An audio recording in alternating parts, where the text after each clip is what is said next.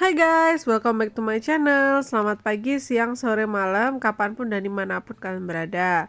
Untuk pertemuan kali ini kita akan membahas tentang pembahasan soal SKB CPNS dan P3K untuk jabatan fungsional analis kebijakan. Ini kita udah sampai di part ketiga. Jangan lupa nonton part-part sebelumnya ya. Jangan lupa apresiasi aku dengan cara beri aku like, comment, subscribe, and share video ini ke teman-teman kalian untuk nonton part selanjutnya. Oke, kita mulai dari nomor 21. Salah satu aktivitas partisipasi politik bagi masyarakat yang berklasifikasi aktivitas gladiator adalah A. Ikut memilih, B. Meluangkan waktu untuk berkampanye politik secara aktif, C. Menyumbangkan dana kepada kandidat dari partai tertentu, D. Mempunyai hubungan yang erat dan aktif dengan pejabat pemerintah dari parpol tertentu, E. Tidak ambil bagian dalam memilih atau golput. Jawabannya B, meluangkan waktu untuk berkampanye. Ini dasar teorinya ya teman-teman. Aktivitas partisipasi politik bagi masyarakat yang berklasifikasi gladiator adalah meluangkan waktu untuk berkampanye politik secara aktif, yaitu ikut memilih merupakan aktivitas spektator, menyumbangkan dana aktivitas transisional, mempunyai hubungan yang erat dengan pejabat aktivitas transisional gitu. Ini udah aku lengkapi dengan teorinya. Kalian bisa screenshot, barangkali bisa dibuat belajar. Lanjut ke nomor 22. Tugas dan kewajiban pembuatan kebijakan saat menghadapi masalah pertentangan antar nilai masyarakat dalam proses perumusan kebijakan adalah A. Mengartikulasikan nilai yang bertentangan agar dapat dimanfaatkan untuk mengatasi masalah yang terjadi. Ya bener ya, jawabannya A. Sekali baca ternyata jawabannya benar gitu. Ya udah, jawabannya A, nggak usah pilih B C D E. Ini dasar teorinya. Sebab mengartikulasikan nilai yang bertentangan adalah kewajiban pembuatan kebijakan saat menghadapi masalah pertentangan antar nilai di masyarakat agar dapat dimanfaatkan mengatasi masalah yang terjadi. Bener kan? Teman-teman, kalau misalnya aku terlalu cepat, kalian bisa meng-setting di YouTube kalian untuk menurunkan temponya gitu. Kalau misalnya kalian malas nyeting, ya udah videonya di pause aja, lalu kita lanjut pada saat pembahasan gitu. Oke, lanjut ke nomor 23.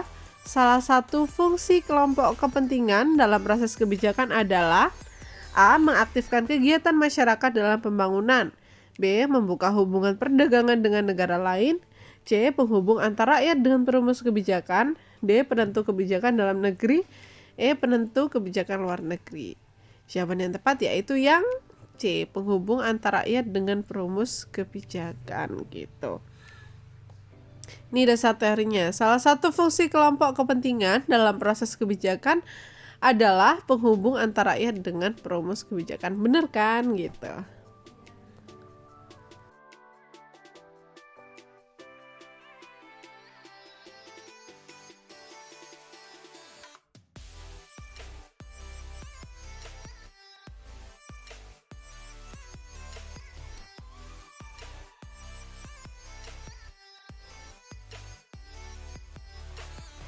Oke, lanjut ke nomor 24.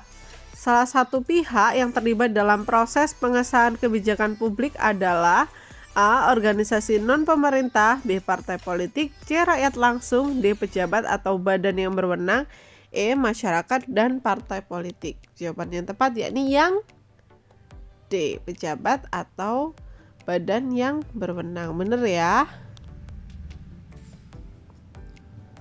Nah, ini dasar teorinya. Pejabat atau badan yang berwenang merupakan pihak yang terlibat dalam proses pengesahan kebijakan publik.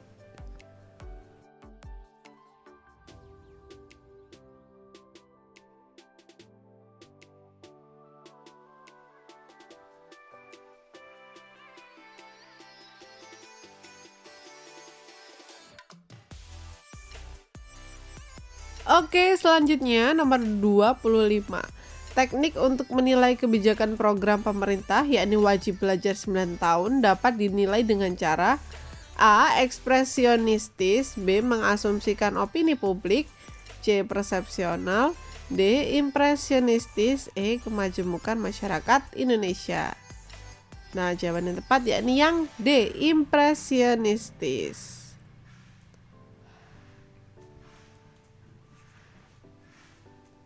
Nah, ini dasar teorinya. Menurut Charles O. Jones, impresionistis adalah salah satu teknik untuk mengukur kebijakan publik selain ilmiah dan sistematis.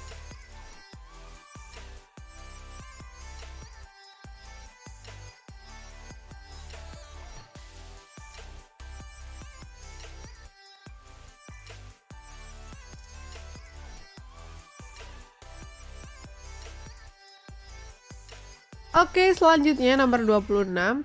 Sifat hakiki dari kebijakan publik adalah memiliki keterbatasan. Salah satunya adalah keterbatasan kelembagaan.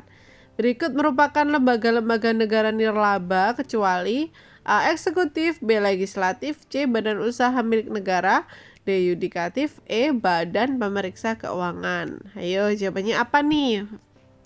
Meskipun aku tanya jawabannya udah aku tulis ya di bawah, jawabannya yang C, badan usaha milik negara.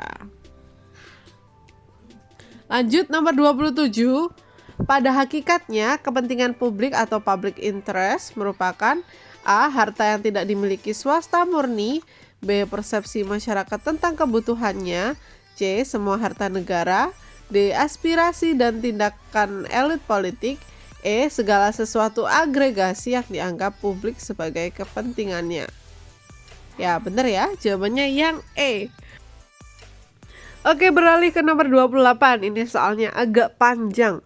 Hubungan yang menjelaskan relasi antara administrasi negara dan administrasi pembangunan adalah administrasi pembangunan merupakan A. Berorientasi pada masa kini, sedangkan administrasi negara berorientasi pada masa yang akan datang. B. Wujud administrasi negara yang lebih maju, sedangkan prinsip-prinsip administrasi negara adalah landasan administrasi pembangunan. Ini jawabannya yang B ya teman-teman. Yang tepat yang B. Nih, nomor 29.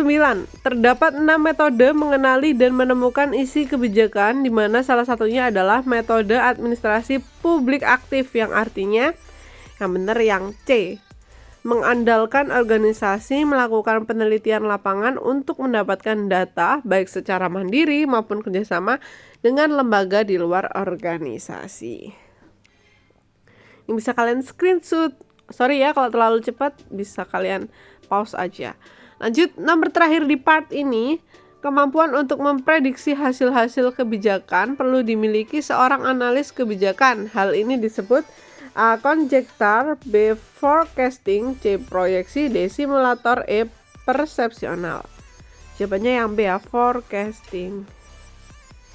Wah, keren banget nih teman-teman. Di part ini semakin lama semakin cepat mengerjakannya, padahal durasinya sama aja dari durasi sebelum-sebelumnya. Oke, terima kasih sudah nonton video pertemuan kali ini. Semoga bermanfaat, semoga ada part-part selanjutnya. Biar aku lebih semangat, silahkan apresiasi aku dengan cara beri aku like, comment, subscribe, and share video ini ke teman-teman kalian. Semoga bermanfaat, semoga sukses, semoga lolos CPNS atau P3K dengan jabatan fungsional analis kebijakan. Thank you and see you the next part.